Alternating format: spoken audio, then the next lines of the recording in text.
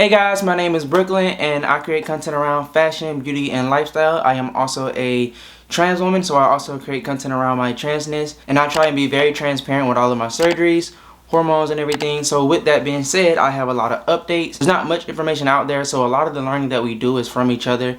And in the very beginning of my transition, I always wanted to look at other trans women content and maybe learn from them, or wonder what they're experiencing, or how did their surgeries go through, or things that I'm going to go through that people have already been through. So because they helped me really well, I always wanted to make sure that I share my journey with you guys as well. So today I'm going to be talking about my FFS journey. FFS is facial feminization surgery, and it is pretty much a surgery that trans women go through in order to change their facial features from masculine to feminine. For every race and ethnicity and person to person, this surgery is very different. It's not a one size fit all. Everyone has something different changed. Some people have more than others.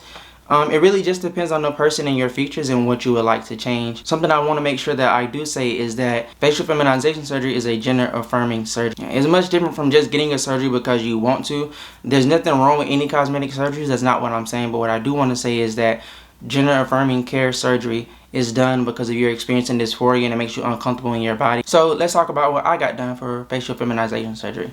A lot of masculine features in terms of the face up top is going to be a lot of drastic changes. So the forehead is out a lot more, the brow bones stick out a lot more, the curvature in the nose comes down more, and it's more of just a drastic curve all the way up here, versus a more feminine facial structure is usually more smooth. It's more just a smooth transition. It's not like drastically out. And so up top, that's what I had done. I had my hairline repositioned. I had my sinus and forehead pushed back, which just means that my forehead was pushed in some to make that curve more smooth. I had my brow bones shaved, so I had this bone shaved and I had this middle shaved in to match it. And then I also had a rhinoplasty. And I made sure when I told them about my rhinoplasty, I wanted a slimmer, more feminine nose, not a Caucasian nose, because that's very different. So now because of that, my forehead to nose and eyebrows are a lot more feminine, and it's a lot more smoother, softer transition. The other things that I had done was to my chin. Men usually have very strong, defined, square jawlines. So my jaw was very strong and masculine. I think to me my jaw was the most masculine feature that I had. So I had my jaw, mandibles, and this area shaved down, and I had my chin shaved down to smooth out as well with my jaw. So all of that was just a smooth transition. Pretty much everything in terms of facial feminization surgery, at least for me, was just to make my features more smooth, soft, and feminine.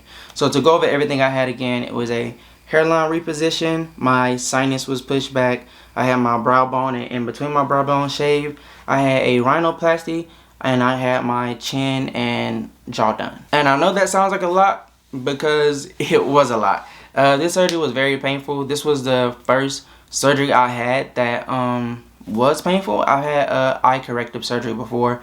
I had PRK, so that I no longer had to wear glasses.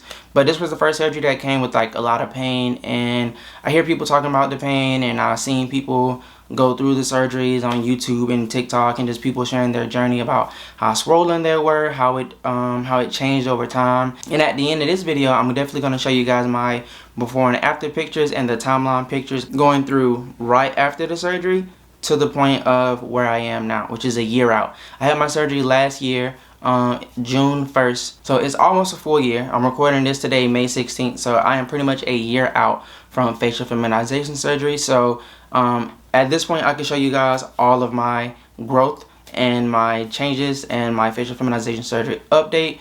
I know before I gave a 1 month update, a 3 month update. I can't remember if I did a 6, but I have been slowly doing it. But now we can actually look at the before and after and see what really changed. One of the hardest things that I had to deal with when it came to facial feminization surgery was the emotional and mental struggle of recovery. No one really talked about that part. Everyone talked about the being swelling and the pain and the you can't lay down because you have to sit upright after surgery and sleep.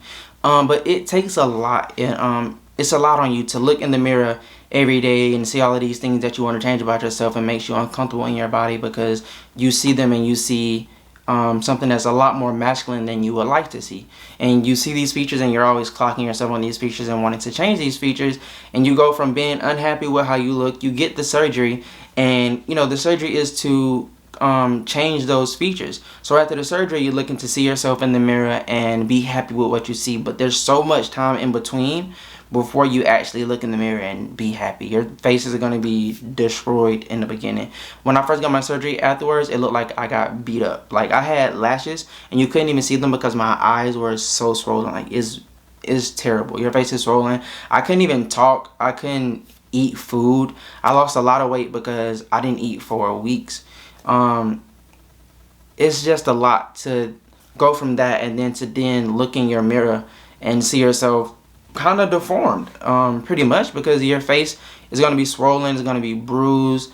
You may go through the healing process and you're like, oh, like I was scared. I thought my forehead was like lopsided, like this part was higher than this part, but it was because there was so much swelling, and there's like just so much between the stitches and everything just looking nasty. Yeah, it's a rough process. I don't know, a lot of people did not talk about the emotional and mental part of recovery, and that's something that really hit me by surprise. So that's something that if you guys are looking to get any type of surgery, whether it's gender affirming care surgery or just a cosmetic surgery or whatever the surgery is, the recovery process is usually a lot harder mentally, especially for me in my case. I can say that. Yeah, so that's pretty much what I wanted to talk to you guys about today. Just an update for my facial feminization surgery. What is facial feminization surgery? What I had done? What did I struggle with the most? And right after this, I'll show you guys a slideshow of my journey month to month and my before and after picture. So I wanted to keep this video very short and make sure you guys stick around for the end to see my results. And peace out.